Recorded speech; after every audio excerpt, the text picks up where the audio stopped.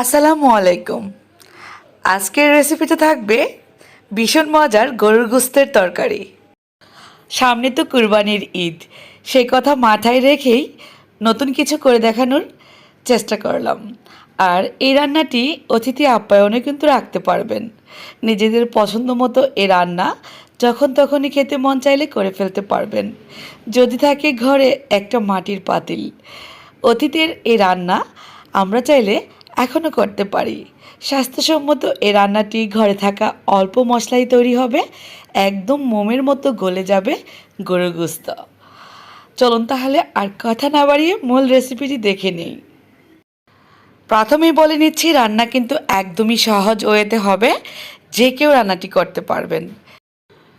একটি মাটির পাত্রে 1 কেজি গরুর গোশত নিলাম। দিয়ে দিব 3টি দারুচিনি ফালি, তেজপাতা দিব 2টি, এলাচ, গোলমরিচ, লবঙ্গ 5-6টি করে দিচ্ছি।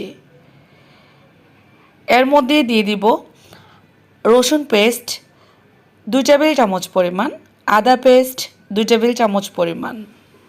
একে একে সব মশলা দিচ্ছি। হলুদের গুঁড়া দিচ্ছি 2 টেবিল চামচ পরিমাণ, লাল মরিচের গুঁড়াও দিচ্ছি 2 টেবিল চামচ পরিমাণ। দিয়ে দিব ভাজা জিরের গুঁড়া 1 টেবিল চামচ পরিমাণ। যদি চান ধনিয়া গুঁড়া দিতে সেক্ষেত্রে দিতে পারবেন। লবণ দিচ্ছি স্বাদ অনুযায়ী। এবার দিয়ে দিব তেল 1/2 কাপ পরিমাণ।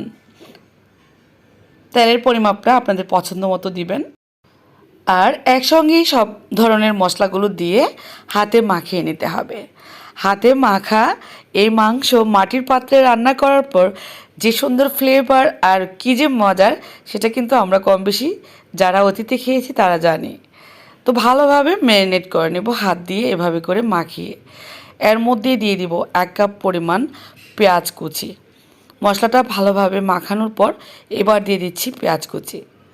পেঁয়াজ চাইলে আপনারা কিউব করেও কেটে দিতে পারেন বা এভাবে কুচি করেও দিতে পারেন।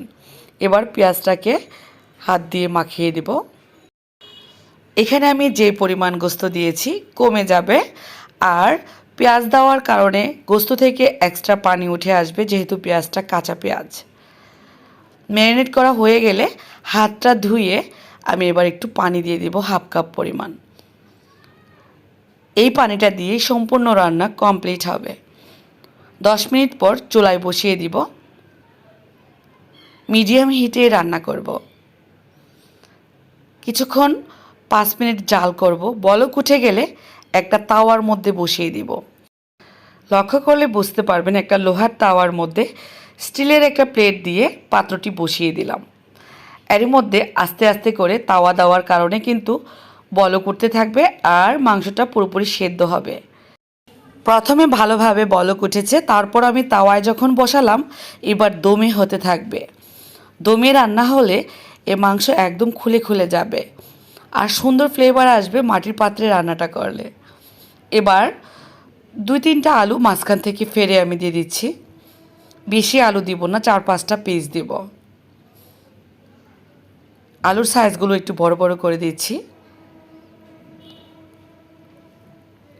আলু দেওয়ার কারণে তরকারির টেস্ট অনেকটা বাড়বে। যদি দিতে চান দিবেন, না দিলেও কিন্তু টেস্ট অটুট থাকবে। ঠিক এভাবে রান্না করব আমি 10 থেকে 15 মিনিট। এর মধ্যে একদম আলু সেদ্ধ হয়ে যাবে, যেহেতু দমে আছে।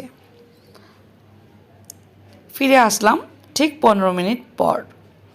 এর মধ্যে তরকারির কালার চেঞ্জ হয়ে গেছে। আমি 2-1 বার নেড়েচেড়ে দিয়েছিলাম। আলুটাও মোটামুটি সেদ্ধ হয়ে গেছে। এর মধ্যে সামান্য ভাজা জিরার গুঁড়া দিব নামানোর কিছুক্ষণ আগে। অলমোস্ট আমাদের রান্না হয়ে গেছে। এই রান্নাটি করতে 30 থেকে 35 মিনিট সময় লাগবে। যেহেতু মাটির হাঁডিতে তাওয়াতে বসিয়ে দমে রান্না করেছি, এর কালার, স্বাদ, ফ্লেভার একদমই ভিন্ন রকম হয়। এভাবে একবার হলো ট্রাই করবেন, দেখবেন কত বেশি মজার হয়। অল্প একটু ঝোল আর 1 পিস মাংস দিয়েই পেট ভরে ভাত খাওয়া যাবে, ঠিক এমন রান্নাই হয়েছে।